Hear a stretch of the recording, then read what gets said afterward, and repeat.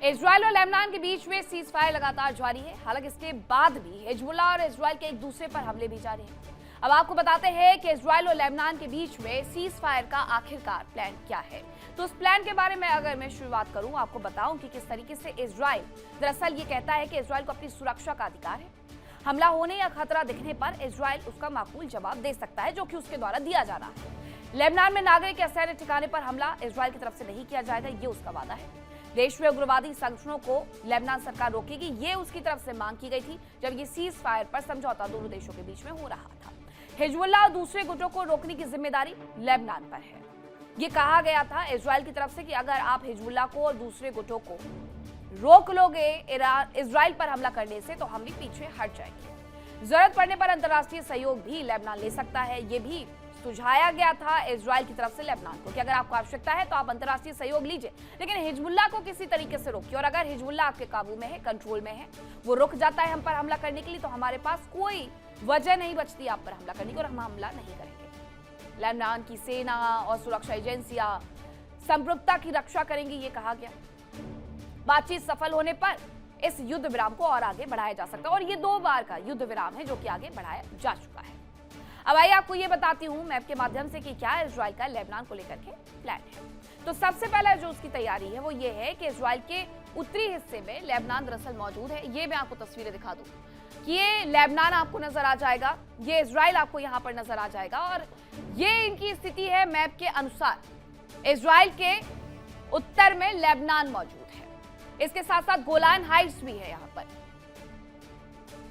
जिस पर यह कहा गया कि ये दरअसल गोलान हाइट्स पहले फिलिस्तीन का हुआ करता था, जिस पर इजराइल ने अपना दावा किया है। इजराइल के दक्षिणी हिस्से के करीब ही गाजा भी है। माना यह जाता है कि इजराइल की रणनीति लेबनान में एक बफर जोन बनाने की है। लेबनान में वो बफर जोन बनाना चाहता है, यानी इजराइल बॉर्डर से लगे हुए लेबनान के इलाके पर कब्जा करके उसे बफर जोन में इजराइल तब्दील करना चाहता है, पूरी जगह, ताकि इजराइल का जो उत्तरी हिस्सा है, ये किरियत शमोना वाला, ये हिस्सा उसका किसी तरीके से लेबनान के हमले से, यानी कि हिजबुल्लाह के हमले से सुरक्षित हो जाए। इजराइल का जो मुख्य मकसद है वो है हिजबुल्लाह को लितानी नदी की उत्तर की ओर धकेल देना, और उसने इसीलिए कहा था ये लितानी नदी है, ये वाले पोर्शन में वो चाहता है कि हिजबुल्लाह को यहाँ लेबनान से खींच करके लितानी नदी वाले पोर्शन में वो ढकेल दे, और यहाँ पर भी वो चाहता है कि एक बफर जोन बना ले, ताकि यहीं पर हिजबुल्लाह को सीमित किया जा सके और उसकी गतिविधि पर वो नजर रख सके।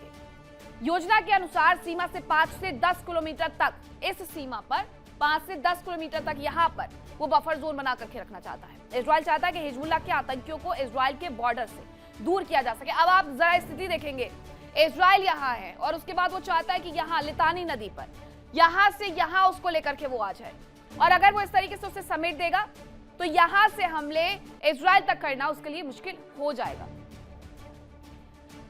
उत्तरी इजराइल के रहने वाले लोगों को इसकी वजह से कोई दिक्कत नहीं होगी अगर लितानी नदी तक उसने हिजबुल्लाह को समेट दिया। इसलिए जरूरी है कि इजराइल वहां से शुरू होकर के लेबनान पर हमले करके लेबनान से तमाम आतंकियों को लितानी नदी तक समेट लाए, और लितानी नदी के आधे से हिस्से पर उसने कब्जा भी कर लिया है। टायर शहर पर लगातार उसकी तरफ से हमले किए जा रहे थे। ये कहा जा रहा है कि लितानी नदी के आसपास जगह को खाली करने के आदेश तक इजरायली डिफेंस फोर्स की तरफ से दे दिए गए हैं, और अपने झंडे भी वहां पर लगा दिए गए हैं। अब वो चाहता है कि हिजबुल्लाह को हम इसी तरफ खींच करके लेकर के आए, ताकि उस जगह को, इजराइल को हम, उत्तरी इजराइल को, किरियत शमोना को हम पूरी तरीके से सुरक्षित रख सके। अब एक बार फिर से खबरों का रुख करेंगे। आपको बताती हूँ कि खबर क्या है। खबर यह है कि भारतीय जहाज ने हॉर्मुज स्ट्रेट को पार कर लिया है।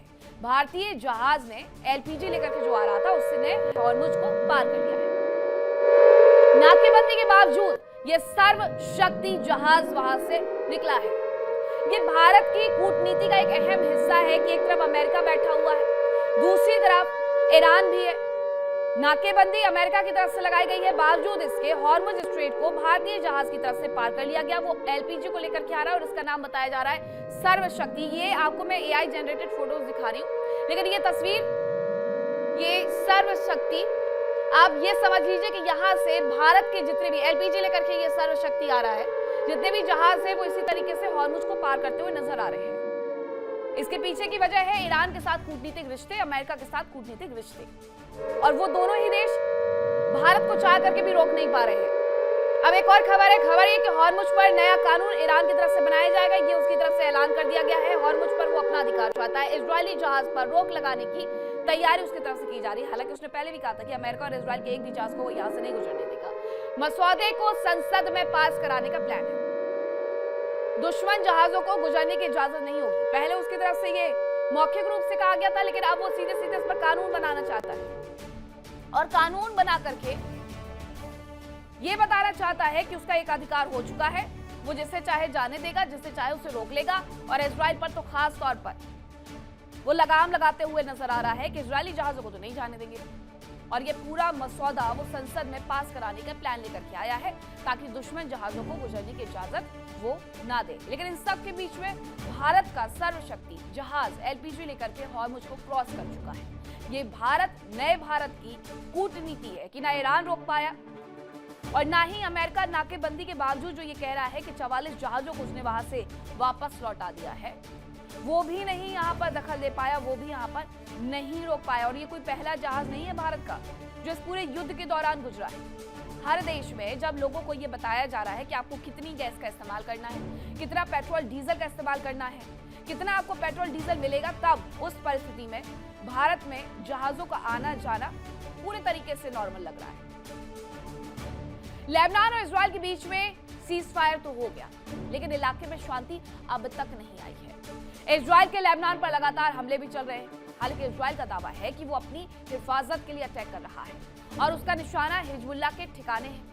इन सब के बीच में हिजबुल्लाह अब एक नई रणनीति पर काम करने जा रहा है।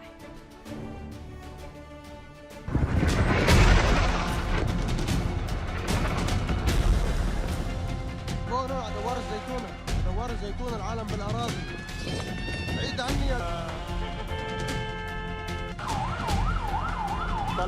लेबनान की जमीन टहल रही है।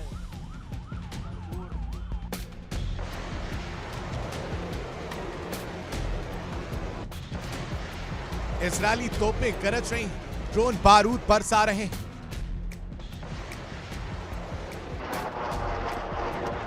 कहने को तो इजरायल और लेबनान के बीच सीज फायर चल रहा है, लेकिन वास्तविक हालात कुछ अलग ही है।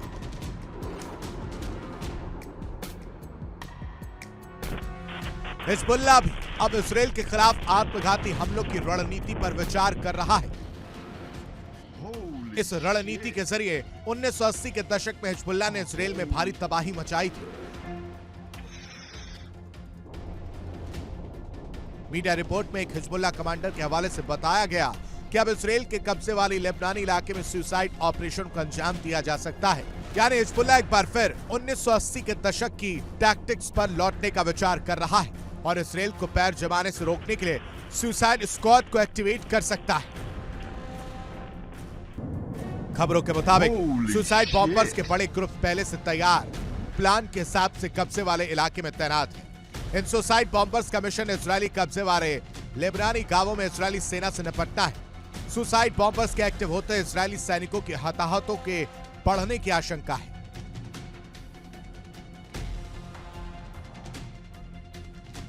हिजबुल्लाह का दावा है कि सुसाइड अटैक के बाद इजरायल को लेबनानी गांवों से पीछे हटना पड़ सकता है। गाजा सीजफायर के बाद इजरायल और लेबनान के बीच हमले रुक गए थे, लेकिन 28 फरवरी को इजरायल हमले में ईरान के सुप्रीम लीडर की मौत ने इसे फिर से भड़का दिया। हिजबुल्लाह ने हमले के बाद ईरान के साथ मिलकर इजरायल कोऑर्डिनेटेड अटैक किया। 2 मार्च को इजरायल ने एक बार फिर लेबनान पर अपने हमले शुरू किए। इजरायल के इस हमलों में लेबनान के आम नागरिकों को नुकसान हुआ पड़ा है। Bureau report, India daily. देखिए इंडिया डेली 24/7 अब आपके स्मार्ट टीवी पर। इंडिया डेली मौजूद है सभी डिजिटल प्लेटफॉर्म पर लाइव और लगातार। इंडिया डेली 24/7 हर दिन राष्ट्र को समर्पित।